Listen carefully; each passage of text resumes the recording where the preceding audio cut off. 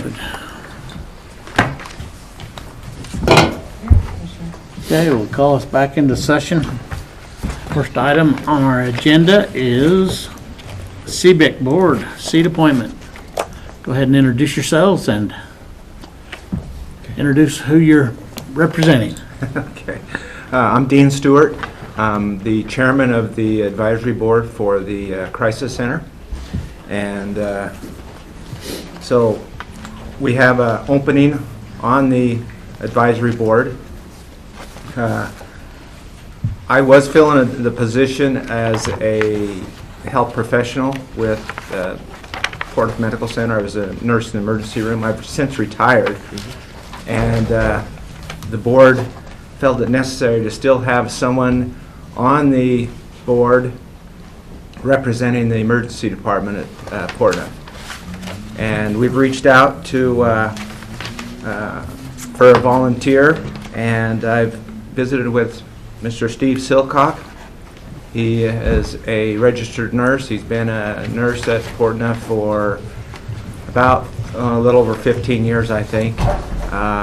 He's also just recently taken the position as assistant director of the emergency department, and he has agreed to fill that position. And I've given you a copy of his application there. Okay.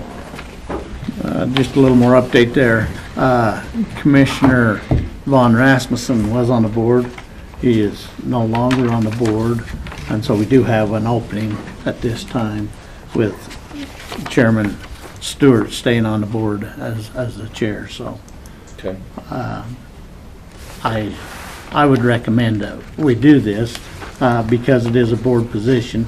We'll need to have Brian do a background check, but that's just to keep us on line with all our other boards. I think then if we're just pending a background check and if the individual's willing, I'll make a motion if you're ready to entertain one. I'm ready. Mr. Chairman, I'd move to approve Stephen Silcock to the Southeast Idaho Behavioral Crisis Center pending background check. Okay, we have a motion. All in favor say aye. Aye. Aye. Passes unanimously. So we'll do the background check, and then we can invite Steve to the next board meeting. We can swear him in at that time. Okay. Our next board meeting is tomorrow. Will that be done by then so that I can have him? Yeah, I just have to get the name and the position. There you go. Okay. So unless I hear different, then he will be at the board Nancy, meeting copy, I tomorrow. don't want. Cool. Okay. Okay, Anything else? invite him to the board meeting, and we'll take care of that. Okay. Sounds good. All right. Thank you, guys. Thank you. Thank you. Scott, I'm actually going to bump you up. Okay, great.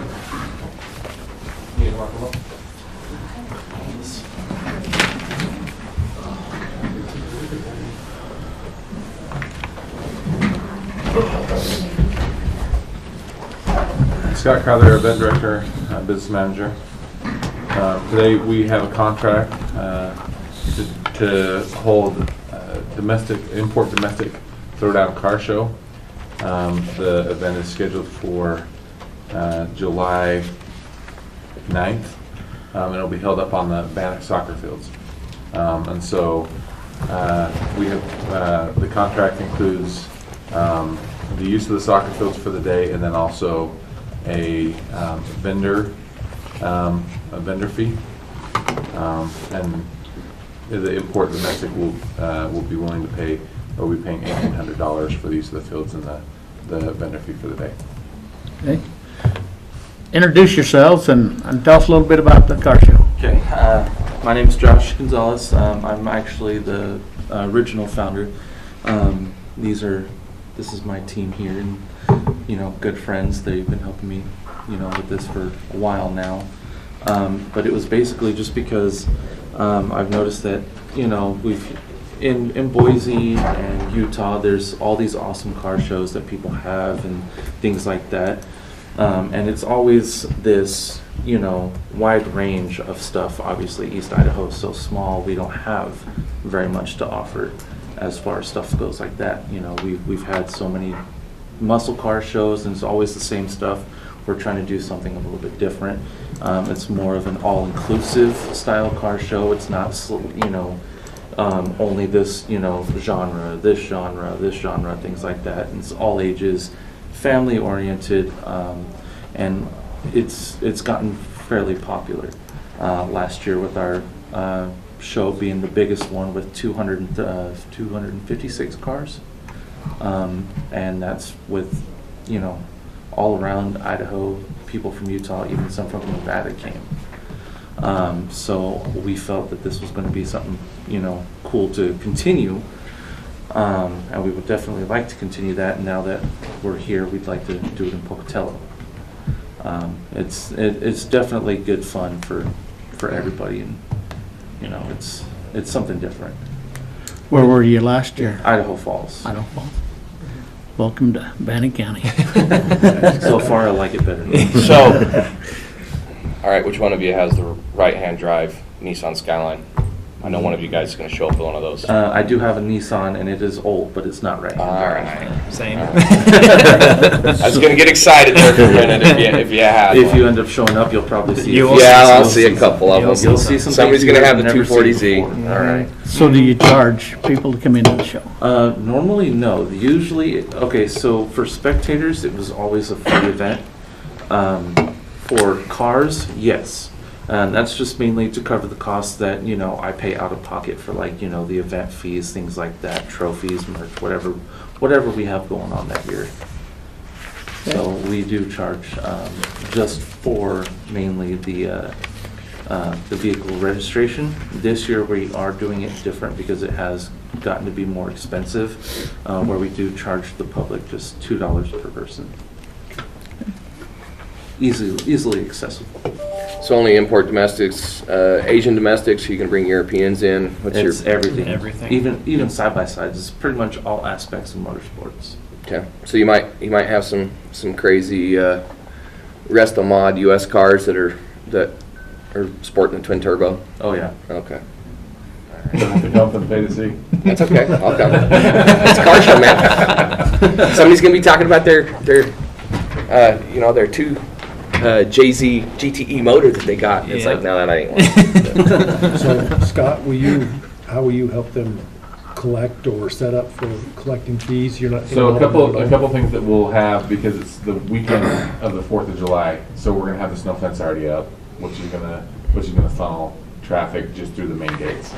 And that's really gonna be, we'll just make sure the snow fence that we keep the snow fence up during that. Okay. And then we'll mark out the sprinkler heads and spray paint lines, and they're going to be bringing some people in to spray paint the lines where the cars are going to park, but we'll mark sprinkler heads. And so really the big thing we're going to do is keep that snow fence up to allow traffic. So the public can still use the walking path, but it will restrict traffic to the main entrances.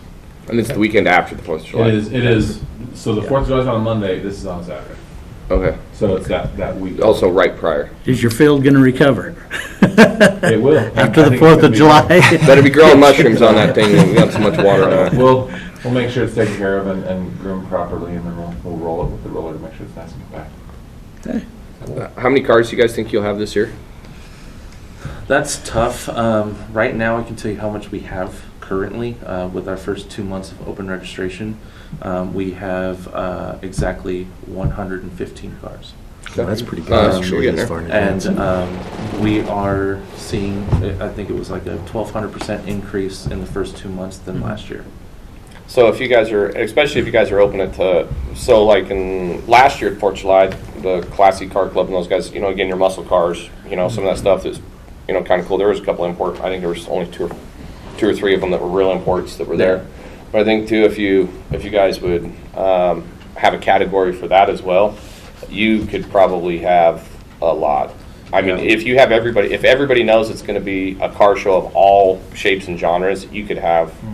Yeah. I could see you guys hitting 500. Yeah, we definitely like to specify that part, mainly just because we have we have it in the name.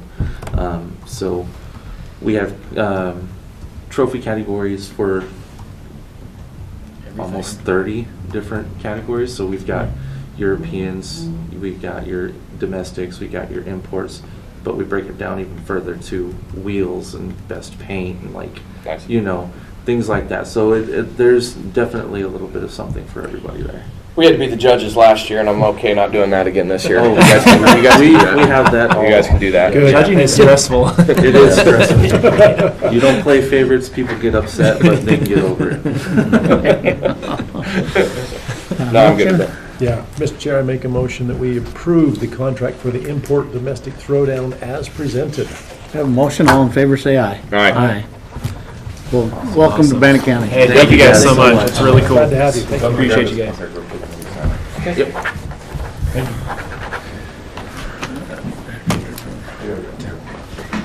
All right, Ryan, you're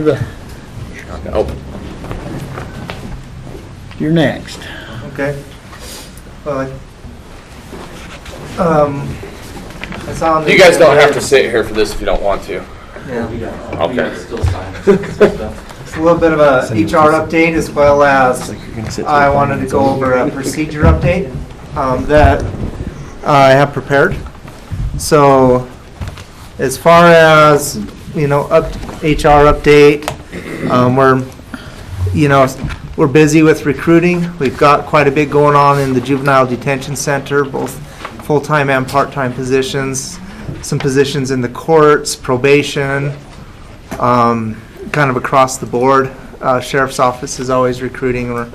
We've really transitioned nicely to the Tyler system for almost all of it, and we went through and trained every department on how to, and simplified what we're asking people to do in there. So it seems to be working smoothly, and hats off to Josh Waters, the HR professional in my office. It's really, I've tried to really give him an opportunity to just dig in, and one of the things that we're really still focusing on is what we call applicant relations, and just getting in touch with them when they apply, and trying to hang on to them, because it's a tough environment to keep applicants interested. And so I really think our recruitment efforts it's a tough environment, but we've made progress, and implementing Tyler's been, it's still in the works in some ways, but for the most part we've gotten over the main hurdles, and it's just the behind the scenes stuff we're still kind of working out. And then as far as FMLA goes, we've got about 3 employees out on FMLA. As far as risk management goes, we've got our process in place for receiving incident reports that we've been processing several, and I did, we have quite a bit going on, especially in the sheriff's office, with just injuries at training or body cams being broken in service, car accidents, which has, we're going to have to keep an eye on the budget there, because it's,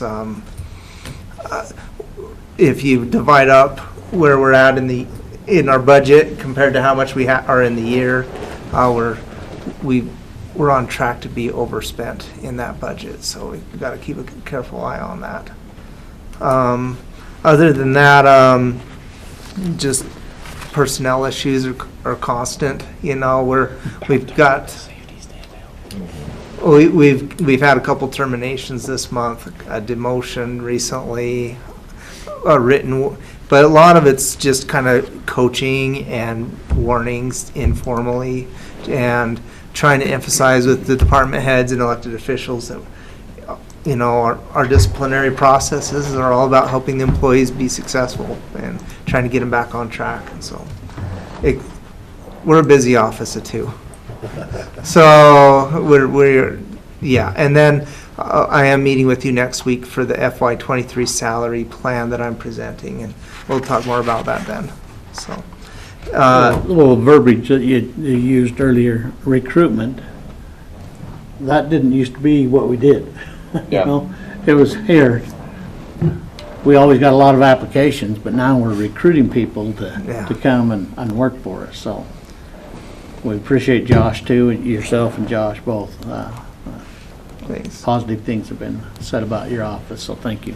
Thanks. Yeah, and we're hoping to get to a place where we set a bunch of policies and procedures kind of updated, and then we'll start doing more training. And we did do a training one night with the janitors who came in late and talked about respectful workplace on Jeff Underwood's request, and it was a good night. You know, we had some good discussion and some pizza, and I hope to do more stuff like that. And some of it will be required for iCrimp discounts. And so we're going to hope to get more training going here in the next couple months. Okay. What I wanted to spend a little extra time on, though, with my limited time, is a procedure that I submitted. This is titled Determining Eligibility for Medical Insurance Benefits under the Affordable Care Act. Now, when the Affordable Care Act was implemented, basically the county had choice of using a 30-day look-back period to determine if an employee is full-time, or to use a up to 1 year look-back period to determine if they're full-time. And when this first came out, we decided to go with the 30-day look-back period, which in some ways is simple because you only have to track the employee for 1 month at a time. But it also tied our hands in some ways to the point where we couldn't offer non-benefited employment to like seasonal employees, right? Or we couldn't go full-time at all, you know, for a non-benefited employee. And listening to some requests from like Road and Bridge and the Parks, Scott Carruthers, you know, they'd really need full-time people during seasonal periods. And so I worked with Nancy, talked a little bit with legal about making a change to the 12-month. And this policy would in effect do that. And and I'm not going to go through line by line on this because it is a bit technical, but it's simple yet technical. But one of the things that will happen is with this policy, I'd like to start having seasonal employees again where they can work full-time for 6 months, and then they'd have to take a 6-month break. Okay? And that way we can keep them, we're in line with Percy, we're in line with the law, and I've seen it done in other places that way, and it works good. Where it gets tricky is if someone had like prior employment in some other job category, especially full-time employee or temp, we may have to just, when it comes time to sign the SRAs to set those up, HR is going to have to use that look back and be careful and kind of calculate how many hours we're anticipating them working in that year. And they may have some limitations based on that. But I think those will be rare, and we have ways. You know, I think one of the reasons, too, why we didn't do this in the first place years ago was technology, you know, and the technology now, it makes it really easy to look back and count hours, and so it's not as big a deal as it might have been years ago when this decision first came forward. So anyway, that's just an overall summary. So if there is an employee that's a seasonal employee and they're working full-time, let's say up at the wellness complex, so they're going to work, Scott wants them and needs them for 6 months full-time, would offer benefits during that time? No Right? benefits. No benefits at all? Okay. No benefits. Yep. So it would just be the wages. Yep, it would just, because right now we have part-timers, which work 19 hours a week, and then we have temporaries, which work up to 30 hours a week. This would add a third category that can work full-time. But with the part-timers, they can go continuous on and on, right, at 19 hours. And we don't have to ever offer them benefits. For the temps, they can only work 30 hours for 5 months, and then they have to take a break of a month. And then they can repeat that over and over again. For the seasonals, it'll be working the 6 months full-time and then a 6 month months. break. So it's just another category that we can use as a tool to meet the needs. I like it. And none of them receive benefits. None of those receive benefits. This'll put some pressure on your office, also on Christie, on auditing Payroll, yeah. her office. And I've worked with her, yeah, and So- payroll. How are you gonna identify and what's the method to make sure that we don't cross over the line on any of these? When a salary rate approval form comes in to set up an employee, we can, we're just gonna have to work with the department to say, okay, this job has to end on this date.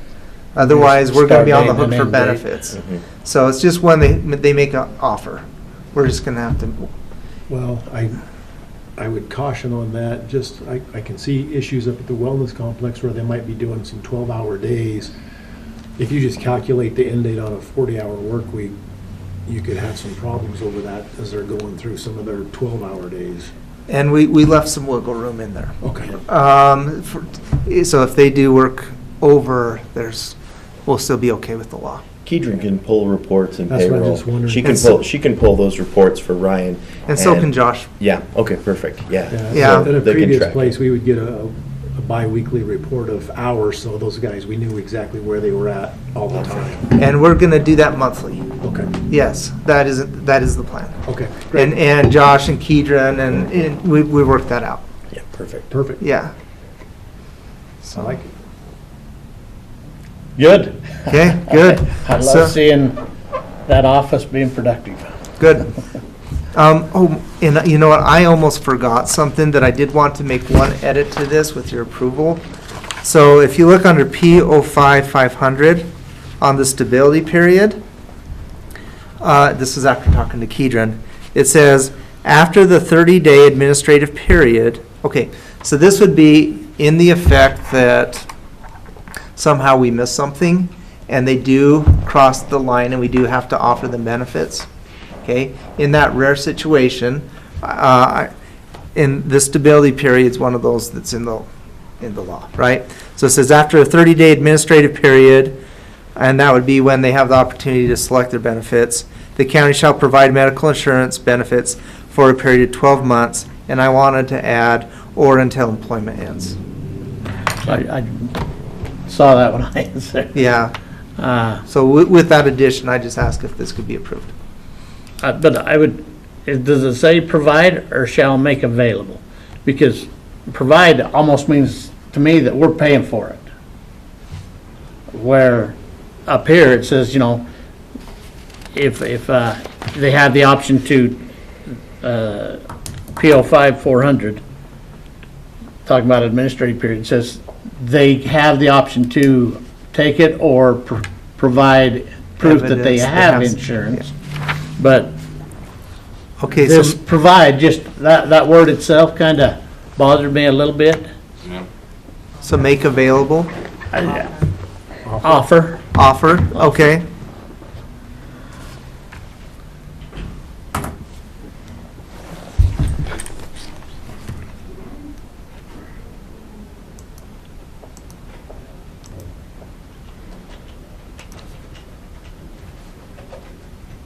And do we want to go from shall to may? Or do we need, does shall have to be there because of the? It shall. Okay. Yeah. It's just compliance. And like, this would be a rare situation where me and Josh missed it, and it got through slipped through the cracks.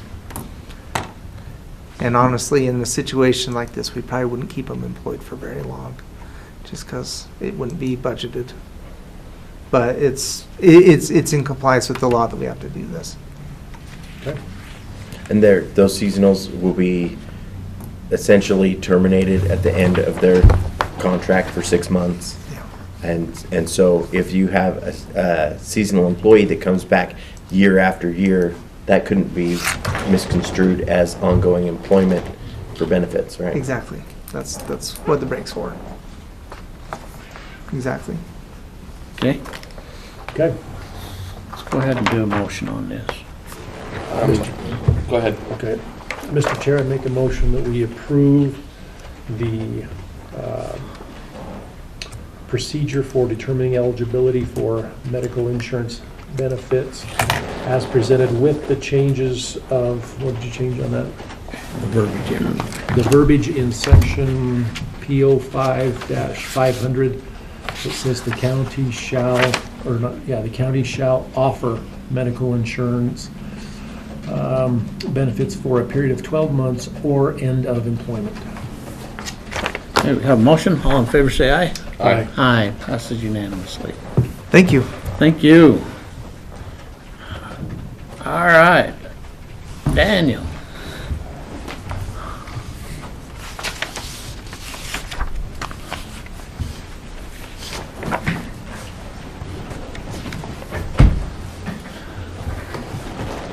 Good morning. Good morning. Morning.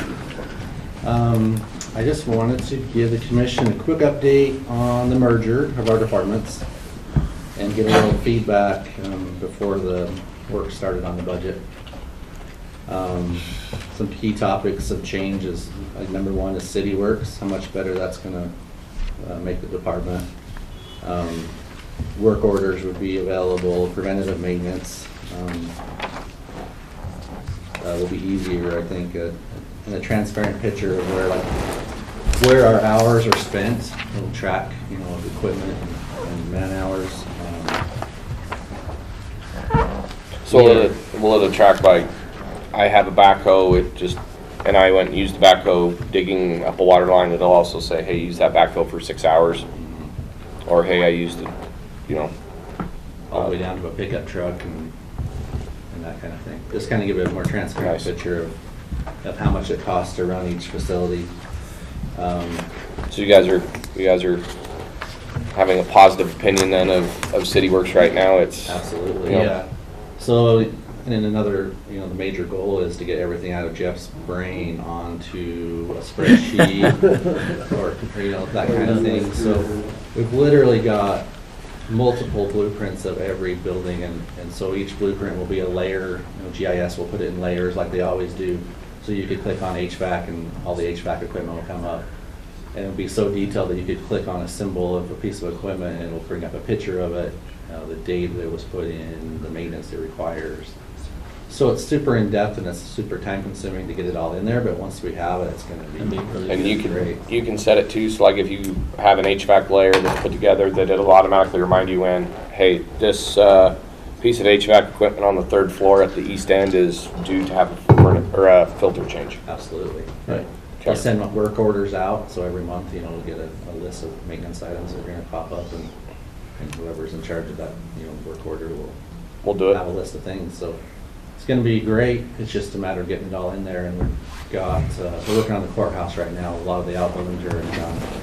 We're just sending it over to GIS as fast as I can get it. Where input down. She's going to have her hands full getting it all sorted out. It's a ton of information, but it's literally all in Jeff's brain, It is. and I'm not getting all of it. So that's a challenge, but I think you guys had enough foresight to get us started on that early enough where we're going to have it done and ready to All go. done, so. Okay. There'd be different things come up, like how far we want to take it, as far as like utility billing and that kind of things. If you want departments paying their own way, so you have a better picture of how much it costs to run each facility. I mean, there's different ways we could go about doing that, but right now some of them pay their own utilities and Jeff's paying some others. So it's something we can work out along the way, but I'm sure you guys will have some good input on that. Other things working on, taking on more facilities. So a lot of the facilities kind of in the gray area where we weren't getting a lot of maintenance or custodial services. So I would propose that we take on everybody that wants it. I've had a couple of people say they actually don't, so I'll leave that up to you guys. Always offer support on whatever they need project-wise or whatever, but some of them it's asked for. If we have a big project, we'd like some support that way, but other than that, we're good. But mostly it was like the jail and the wellness and that kind of thing, where they have their own program going on. And then taking over like the snow removal contracts and the lawn care contracts. just doing it all in-house. But again, that's up to you guys, but that's what I would propose. And then multiple changes in the organizational chart. And we can go into that whenever, however in-depth you want to go. But again, the goal today was to run this by you, get some input before the budget process starts, so we're going in the right direction.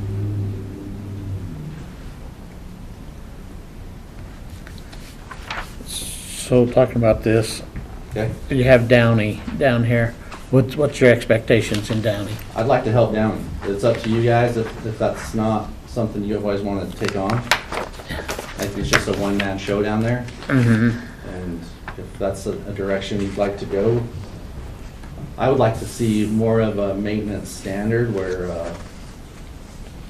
I would like to go into every building and say, this building needs paint, this building needs carpet.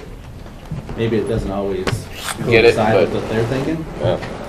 But I think we need some sort of a standard, and I haven't spent a lot of time in Downey, but we'd like to at least offer him some help or whatever he needs and whatever you guys think he needs.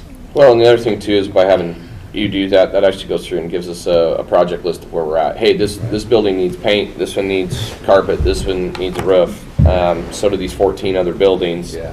Out of the severity of paint, this one needs to be first, out of severity of carpet. Because that's actually a budgetary tool then, when you're going through and you're looking at maintenance operations. And it's actually probably better to have somebody who's more of an independent. You know, hey, Dan can walk through and Dan can look at it and say, yeah, your carpet is dirty, it's not torn and frayed. Or your roof is leaking and your other roof is just looks ugly. You know, I mean that's I hate to say Well- that, but that's really what you're looking at. Yeah. And that's with City Works, this is a good opportunity to look at the big picture. I have some, because this, Downey used to be under Guy. And then we moved it to the Fair Board. And I'm not sure how everything's functioning, where we need to go. So I still say that Scott may be in the picture there as the one overseeing the fairgrounds in Downey. You know what I'm saying? So how there may be a difference in City Works and you guys looking at it in one way, but that employee may be back under Scott and those guys. Scott. Well, and And now, that same line, then I've wondered about our electrician too. If he should be, because a lot of his work is done at the event center. A lot of his work is done at the fairgrounds down there. So if depending on what we decided to do there, then the electrician may be moved under there too.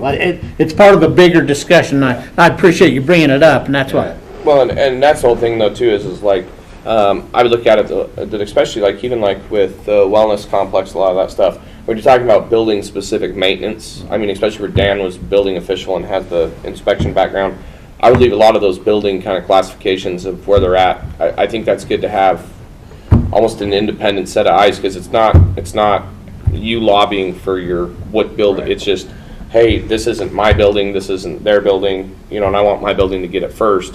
It's, hey, this is just as Dan's walked through and ranked our maintenance standard of buildings, right. You know, and like I said. And I agree 100% with that. It's just the flow chart here is what I'm kind of talking about. Right, and Dan and I had talked about that, and Jeff, about what do we want to do with Downey, where's that going to sit, and so that was the whole purpose of this today, is just to put it on your radar so that you guys can bring up concerns. And again, it comes back to, I think that, the everyday general operational use of the facility and all that, I definitely think that's like a Scott realm. But when you start coming back to, and this is the problem that I think we've gotten into in the past, is we've had facilities like that where, well, those are ag buildings, so we're just going to, there is no ag exemption in a public commercial space. And that's the problem that's got us into a lot of issues with permitting, inspections, correct blueprints, instead of just going and doing it, which sometimes is fun. That's not necessarily the correct way because we still have to adhere to our own building code and other things that are in place. And that's why, especially when it comes to those things, I would really prefer to have Dan and Jeff's office, as long as Jeff can be with us. Yes. They're the ones that are actually fiscally responsible for the inspection and the where those buildings are at. And because that's been one of the things that bothers me too, is we go and we say, well, this building's fine, it's an ag building, we'll just go in and have the electrician go in and wire, or it's good, and it's not, the classification of code, you know, that's one thing that does bother me, is those are facilities that are open to the general public as a commercial structure. Those aren't, and that's the problem that we have is, and that's why I say it's almost better to have somebody with that building background. So yeah, and like the electrician, I think what's going to happen too with your city works is you start looking at, like, you know, work order, job order code, is I think the timing and management, that might also help paint a clear picture of, yeah, do we need that with Scott? Do we want that with Dan? Where is that going? Because especially if you're on work order status, I think that'll give us a real good picture too, real quick, to tell us where that needs to go. Well, just here by the electrician, you have maintenance, events, snow removal, and daily operations. So, I, so if we do snow removal, the number of bodies needed, we need the electrician in the wintertime to be plowing snow. I guess that's something to bring up. We'd have to have 2 crews doing snow.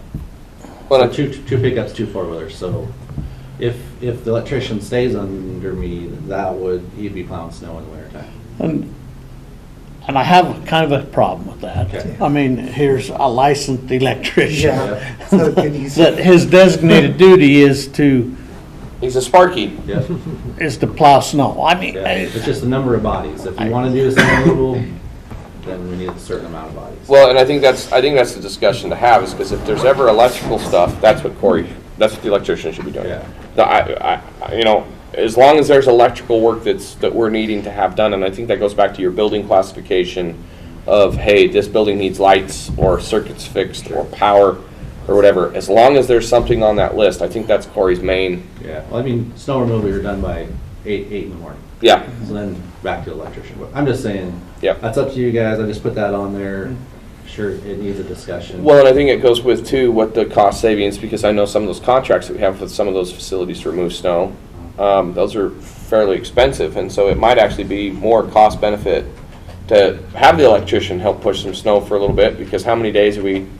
Right. I mean, how many days did we push snow this year, Jeff? that was- that's an It's area been about where, 4 days that we've done snow this winter so far.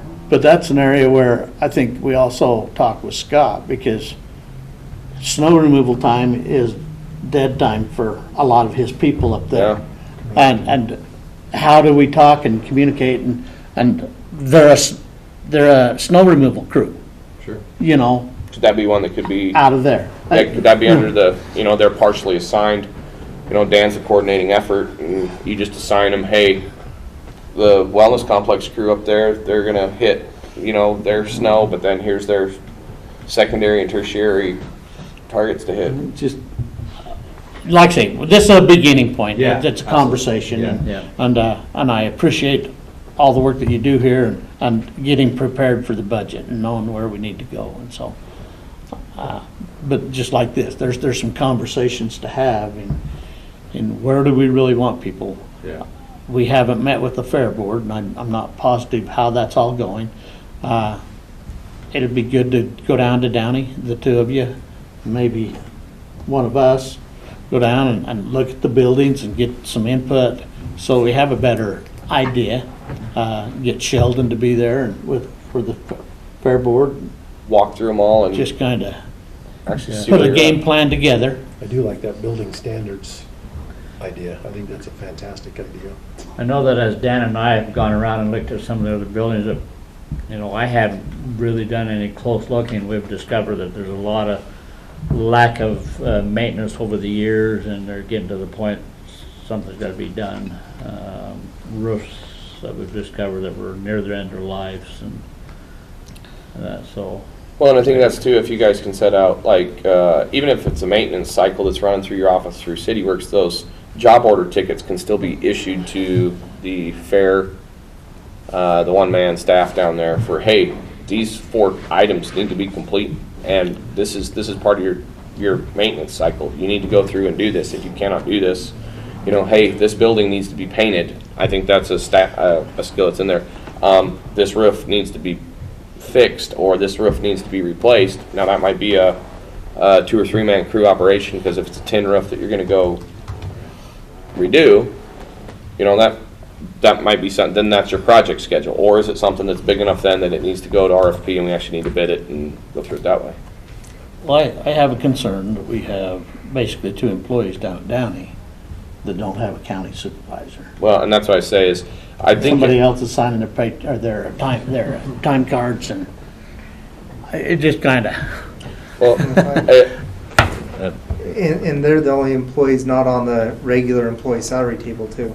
yeah. It's like, why are they not on there? Doesn't make sense to me either. Because the Fair Board made their salaries. Yep. Yeah, well, that needs to get corrected. Well, you have some state law that's. The Fair Board can have their own. Yeah, they can. They can have their own employees, but they're not their own employees But there are because we're paying all the employees. benefits. It's kind of this So if the weird. Fair Board wants them as their employees, then they're their employees 100%. They should probably follow our classification standards and all that.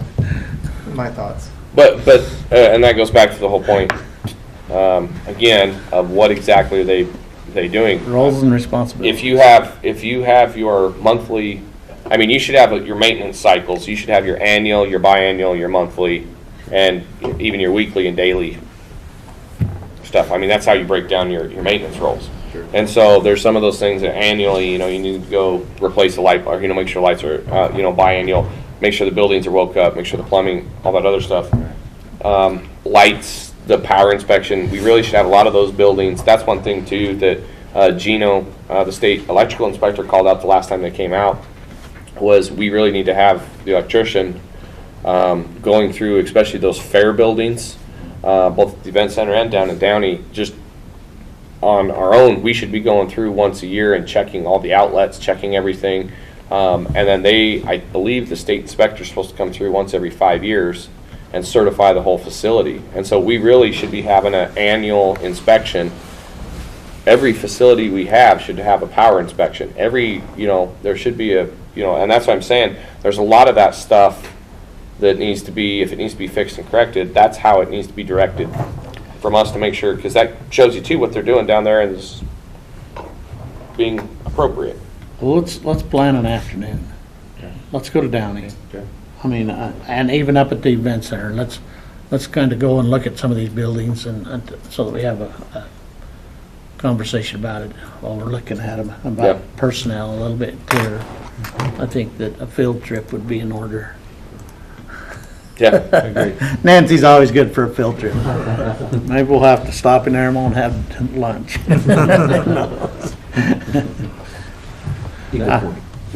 But I mean, no, this is like where we're going. This is how I've seen most maintenance operations in big facilities. So in this, are you looking for more people? There's a couple. So currently we have, I don't know how in depth I can talk about this, but Well, we're not talking about people, individuals themselves, just about Positions. positions. so mostly moving positions around, and then adding a couple of part-time custodian positions. If you added up the current number of hours the custodian crew works and the proposed one I have here, they're pretty similar. But I mostly want to provide the night crew with some supervision, more support, I guess. And then I also was talking to Ryan a little bit, comparing salaries, trying to make that part-time custodian position a little more attractive, so we could find some people to hire, raising it a pay grade and, trying to look at different avenues of finding some good people. Not that we don't have good people, but it's hard to find people right now. So it looks like a lot more people on here, but really the tech lead would be new. And then just moving a full-time custodian maybe to a tech. And maybe that tech is, afternoon and early evening. Some maintenance during the day, but support for these guys at night. Anyways, just try to try to make this thing maybe a little more deeper cleaning, more hours available, more support, whatever we can do to make things better. But it looks like a lot more people, but it's not. Okay. And then the other question is the facilities, the different locations. Yeah. So Where did you meet resistance and where? So we went Support. around and talked to department heads.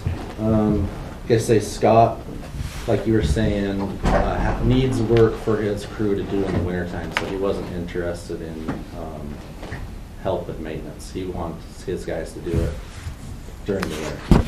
So that was the wellness and the events is where he said, if I have a big project I need help, I'll call you, but other than that, I don't want your help.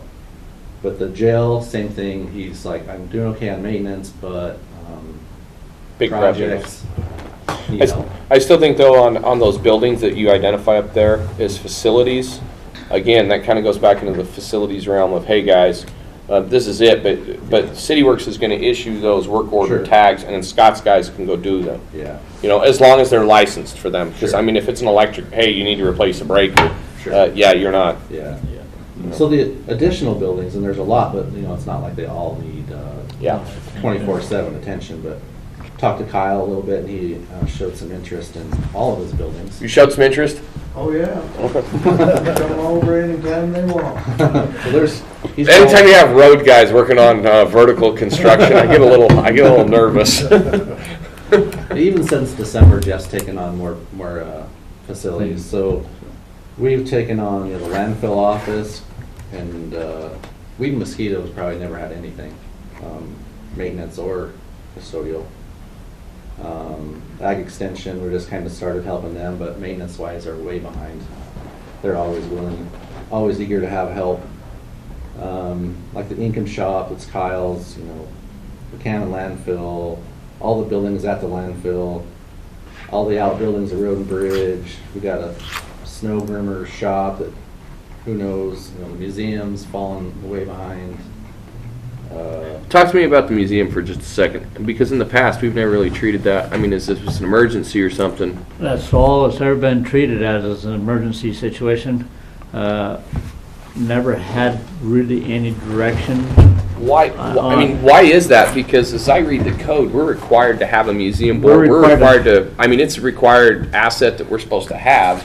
And nobody's ever given me any But that's directions on another, it, so. when you're talking about boards, we've never appointed, put anybody on the boards, we never. Yeah. I mean, they I just, thought they had a board. They they do. self-appoint. Yeah, and that's not how that works. And so we actually need, where'd the lawyer go? That's why What are they So- doing for janitorial up there, Jeff? We have never done any janitorial. I have no clue what janitorial gets done. I think they just do it themselves, the staff that is there. See, and that's, as we look at some of these, I don't want any office to think that they don't have to dump their garbage once in a while or clean up once in a while. I mean, we should do that inside our own offices once in a while. Anyway, And again, as over the years, I have never received any direction on it. You know, when I first started there, they were paying somebody, well, I can't remember, it was really a big amount of money for them to come change their filters. And I says, okay, well, maybe if you buy the filters, we'll come out and change them on a regular basis. And so we've been doing that for almost day one since I started working here, because they were getting charged, it seemed like about $150 a year. I said, are you kidding me? Filters are a lot cheaper than that. And so we went, and I said, you buy the filters, we'll come out and change them. And so we put it on a regular maintenance and going out and changing those filters on a regular basis. And I know the sidewalks were bad, and there were the ramp didn't meet requirements, so I went in and said, okay, well, I can arrange this, but I don't know whose budget is supposed to come out of it. And so they budgeted it, and we made an ADA compliant ramp, and I did some repairs on the stairs, and so I've gone out there and did kind of emergency repairs because it hadn't been done. You know, I know we own the building. Well, and I just pulled the section of code, and yeah, this should be treated almost like the fair board. I mean, it says filled appointments by the commissioners at the first regular meeting of occurrence of such vacancy in January. I mean, like you, I think for so long we've just kind of pushed that off into their own little thing, and we've never really done that. And I think that's a building where that building should be treated just like the courthouse is. And that's an asset of the county. We're responsible, from what I understand. You know, and for so long they just have been out there, because I don't think anybody really. Nobody wants Other to than I claim go it. out there Yeah. about every 3 months and change filters, so we make that appearance every 3 months to go change the filters out there. But again, I had, previously I've requested direction on it and never have received any direction, so it just kind of sits there by itself, and whenever there's any kind of emergencies, we go out there and help. And Dan's been, in the last couple of years, have been out there and done some things for him too that has happened out there. They seem to be providing all the monies to take care of that, but I have no idea how the monies work there or anything, so. That's what City Works, I think it's gonna improve a lot of these areas. I think too, it's gonna highlight the areas that we've never,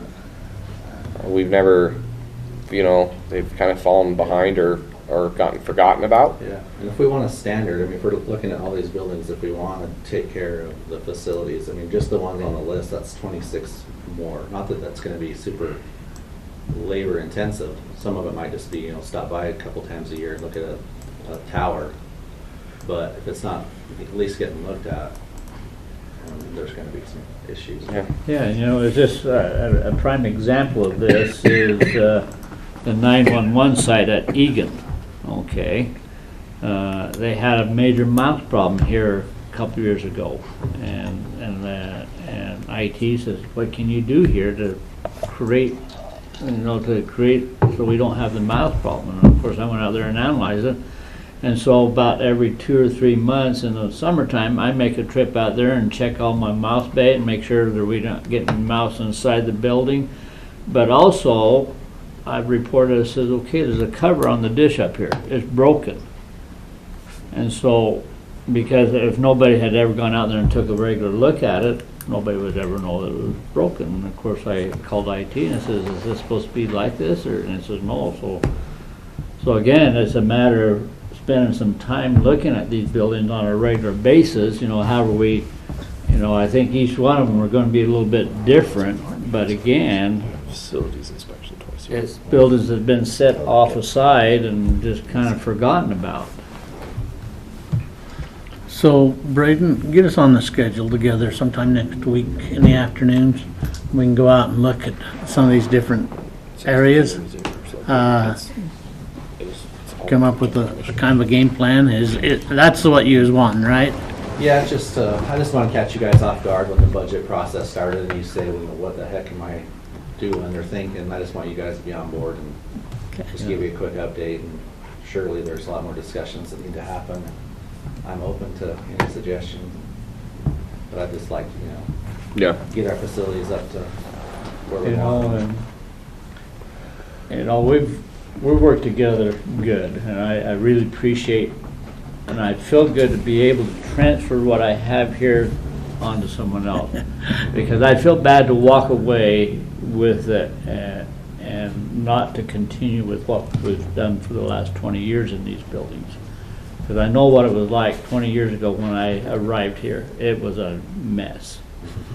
And there was fires being put out, and we don't put any more fires. We do preventive. We look, we analyze, we know what's going to happen. And so we've done a lot of preventive, and so we're not having to do all this reactive stuff. And it's been great to do that. And I know that, and over the years I've discovered, okay, we own that building? Or we own that building? I had no clue, because all of a sudden somebody's calling me, well, we got the problem here. And I said, do we own that? And I think that has helped over the years that we've discovered, and the commission has, okay, well, we need to look at this a little differently, over the years. And I appreciate what you guys are doing, because you're proactive on a lot of this stuff pertaining to the assets the county owns. And I appreciate that. We appreciate you guys' reaction on the comments from the fire marshal and taking care of those things. So, thank you for being proactive moving forward. All right. All right, thank you. Thank you. Thank you. All right, Shanda.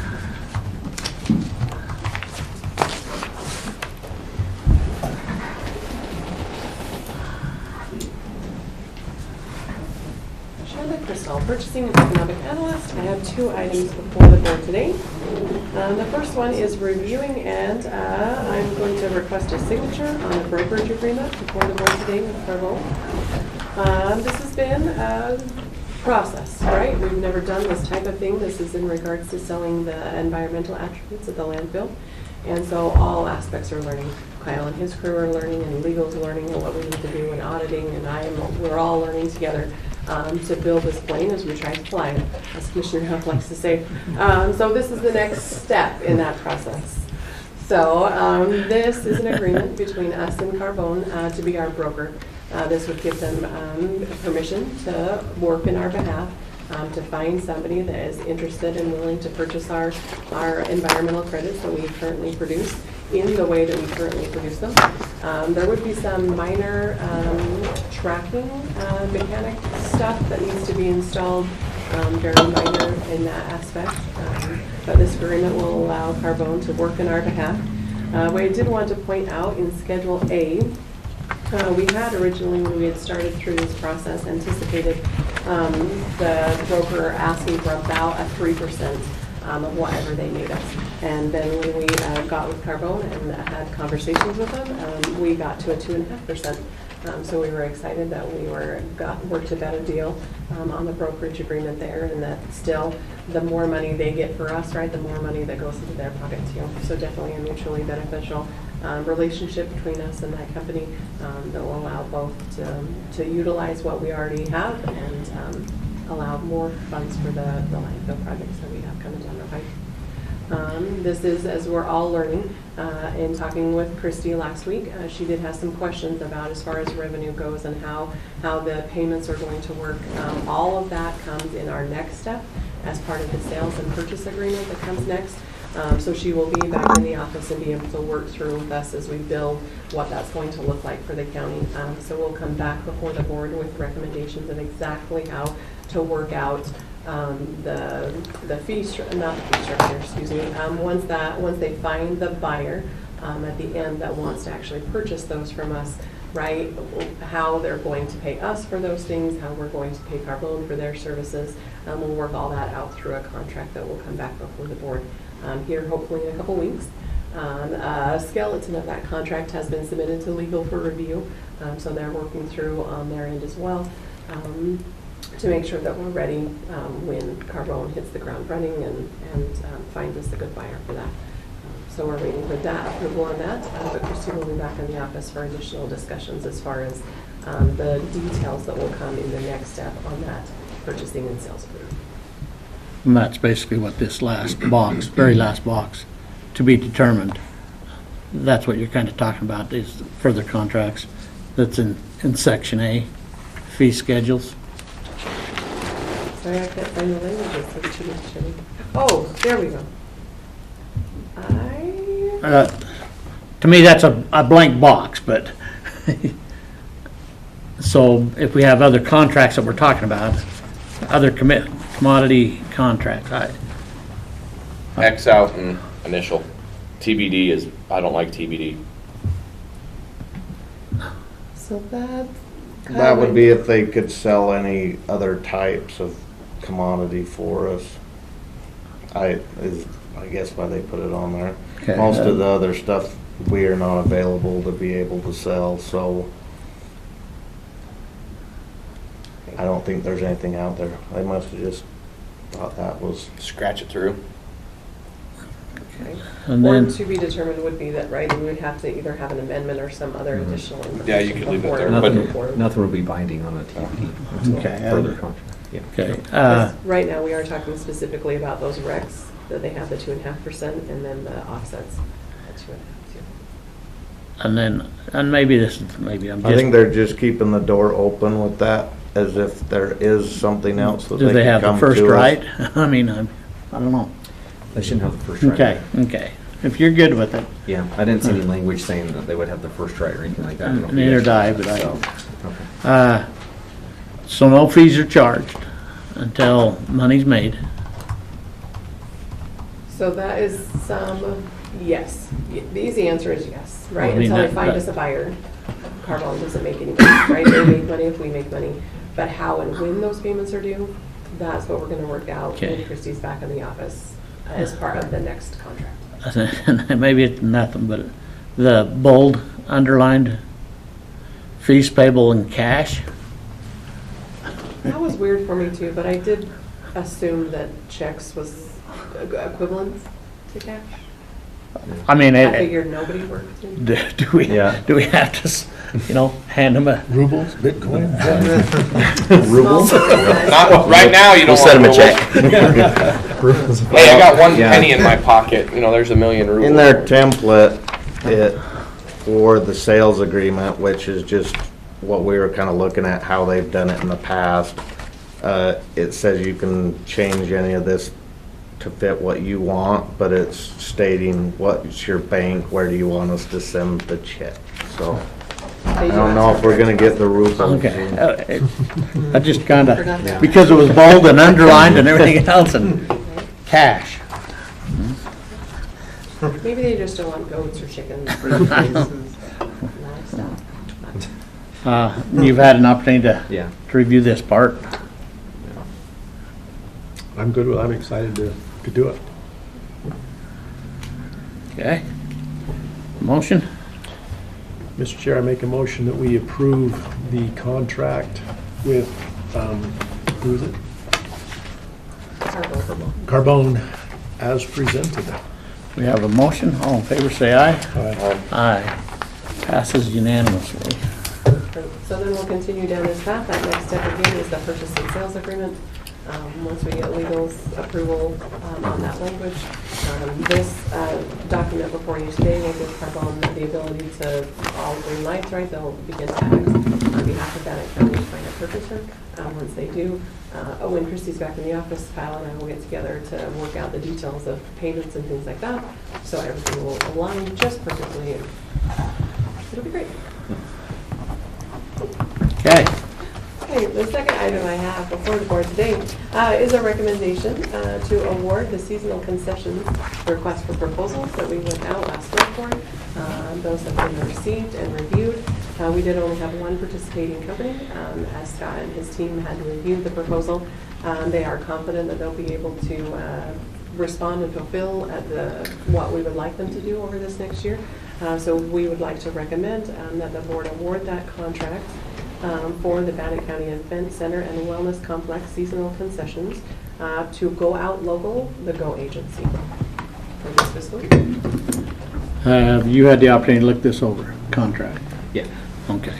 I went through the agenda request. So this isn't a contract. This is the yet. award letter. This is the award letter. But And then we'll work the The contract. contract he's talking about was attached to the RFP when it was submitted, but that will then, right, if they're good to go, they'll give it a signature. We'll get it back before Brian just for a final review before it comes to the board.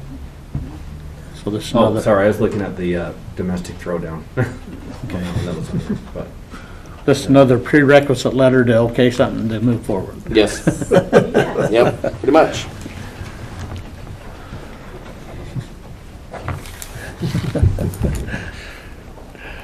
Bureaucracy at its finest. yeah, Gotta love it. the 13 steps before you get to. Mr. Chairman, I move to approve the letter of notification to the Go Out Local, the Go Agency, for notification of participation and successful bid for the concessions at the Bannock County Event Center and Wellness Complex.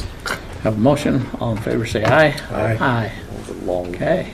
We'll let them know, and then the contract will come back before the board. So this just here. Yep, that's fine. All right. Couple minutes before. Perfect. Mhm.